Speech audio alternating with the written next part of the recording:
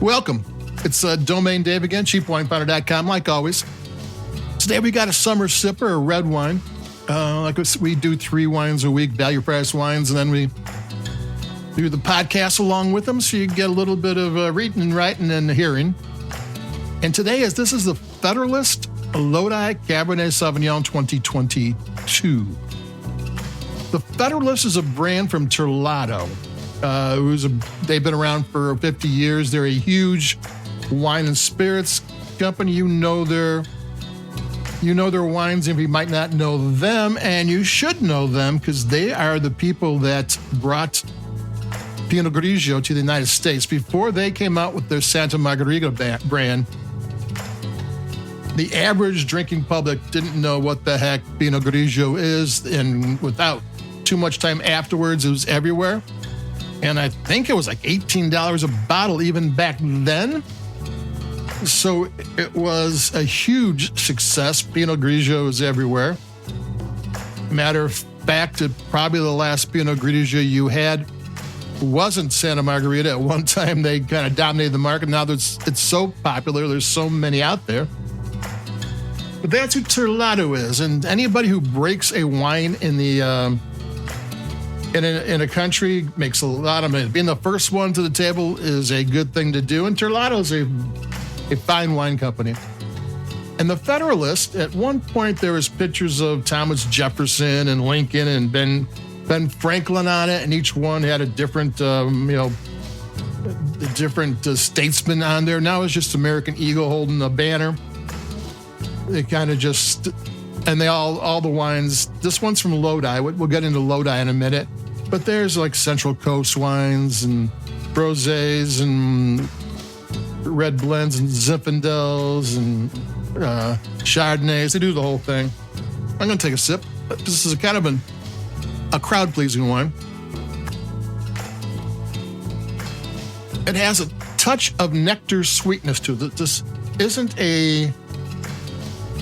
This is a dry wine, but there's a little touch of sweetness to it. It's got good rounded fruit. It's like nectar sweetness is like when you bite into a plum or something. It's not sugary. It's not like a candy bar, but there's a little bit of sweetness there that's kind of pleasing. I'm gonna take another sip.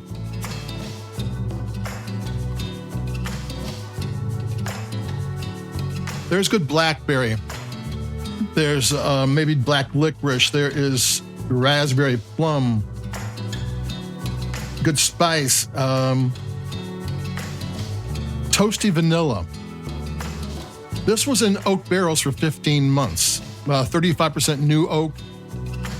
When there's a lot of used barrels, they don't want to over oak the wine because then it takes longer for the wine to come together and to release. So they want to use used barrels because every time you use a barrel, there is less oak for the oak influence for the wood to release. So 35% new sounds pretty good, and the rest were all like a math problem of just how much it is. So, and this is a 2022 and 2025, so it's been sitting out there for a little bit of time.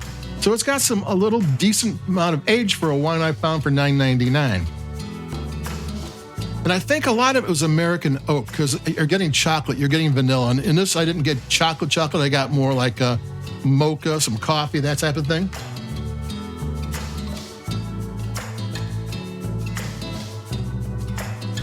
They didn't specify which oak they used, and maybe both. The Cabernet Sauvignon all came from a single sub-AVA that there's only one winery in, though there's other vineyards. So this is not like it's not like from everywhere. There's some thought put into where the grapes come from. There's also like a 5% Zinfandel and a little Petite Syrah and all that type of stuff in there, but it's 93% Cabernet Sauvignon. Cabernet Sauvignon likes to have a blend. That's what Bordeaux Reds are. They always blend them. Adding a little bit of something is always good because you start getting a little bit of this, a little bit of that, adds to the flavor. Take another sip.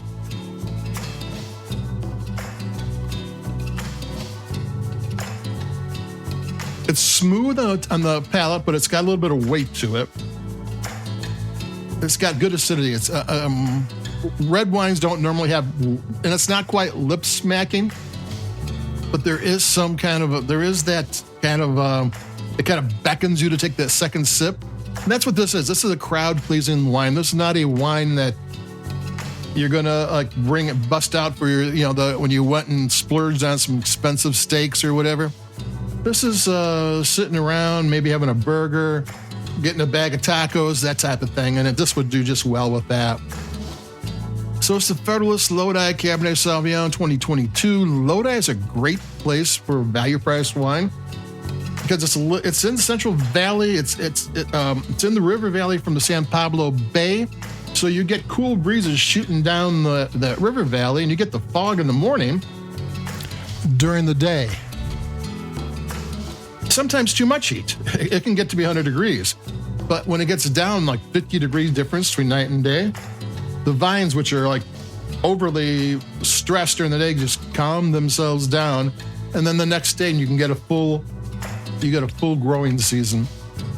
And it's, and it's a place where you can get value priced wines. Napa Valley is not that far away, and those wines you don't get value priced that often. Lodi, you can get value. So that's it for me, Domain Dave. This is the Federalist Lodi Cabernet Sauvignon 2022.